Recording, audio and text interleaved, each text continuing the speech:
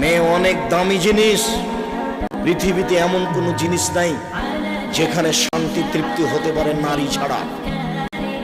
পৃথিবী এমন কোনো বিছানা নাই সেই বিছানায় শুয়ে শান্তি পেতে পারে মানুষ স্ত্রী ছাড়া।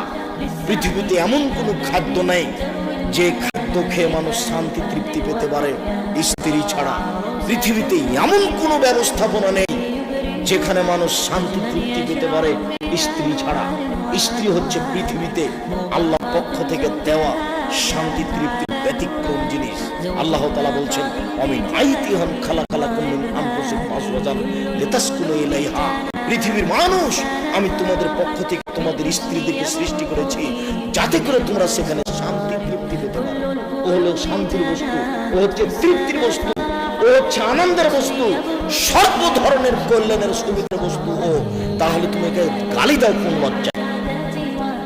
তোমার কথা আমি বলেছি, জীবনে তুমি কোনোদিন বলবে না তোমার ঠোঁটটা মোটা।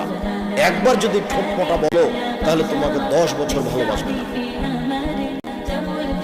ভুলেও তুমি বলবে না তোমার রংটা কালো।